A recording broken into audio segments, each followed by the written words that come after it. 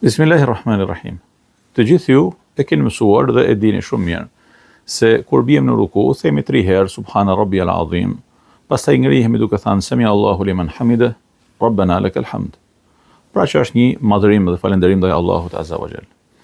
Në transmetime të ndryshme lexojmë edhe mësojmë se pejgamberi alayhi salatu wasalam në momente të caktuara përveç fjalës Rabbana lakal hamd, pra Zoti ynë ty të takon falenderimi, shtonte edhe një lutje shumë të rëndësishme dhe shumë me peshë, që nafton dhe na nxit të gjithëve për ta falendëruar Allahun Azza wa Jall për çdo gjë që kemi në jetë, mirë po, na jep edhe një mësim shumë të madh.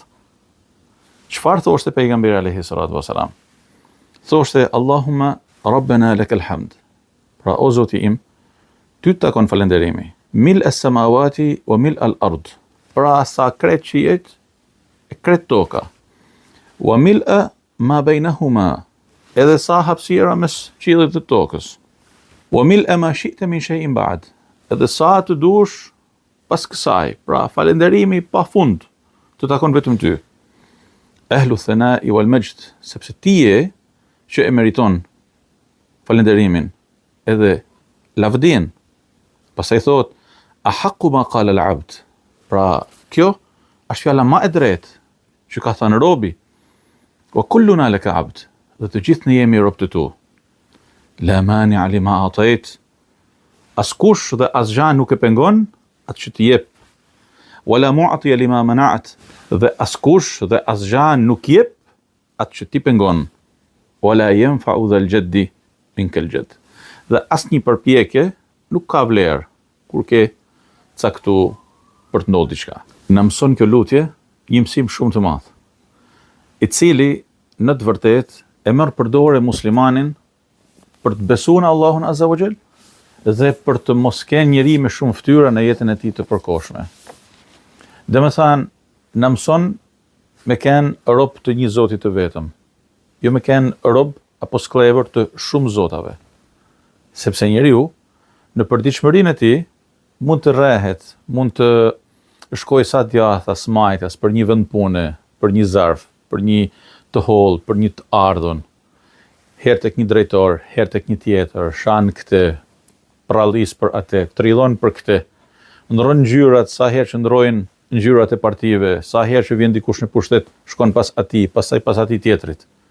Dhe bëhet njeri pa dinjitet, njeri, siç e themi në komunikimin e përditshëm, pa shtyllë kurrizore. Dorsa në Islam, Allahu Azza wa Jall, pejgamberi alayhi salatu wasalam, na mësojnë që muslimani e ka njeri me dinjitet, njeri me karakter të fortë, i cili nuk i përulet dhe nuk përkulet përpara askujt në botë, përveç para Zotit të tij. Muslimani është kryenalt, por është njeri i përulur, të modest para Zotit të tij, para të drejtës, para hakut, nuk i bën padrejtësi dikujt. Mirë, po nuk e ul kokën përpara presionit të askujt në botë.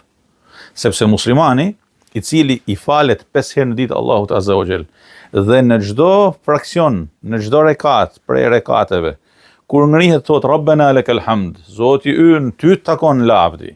Dhe pastaj mund të përsërisë edhe këtë dua që sapo ju a lexova, një njeri i tillë nuk mund t'i përulet askujt në botë. Dhe një njeri i tillë është njeri fisnik, është njeri besnik, i vlerave më të larta, dhe është njeri i cili punon, jeton, vepron, duke pas parasysh një citim shumë të madh, që e ka të gëzendur në mendjen dhe shpirtin e tij. Ilahi anta maqsudi wa ridaka matlubi.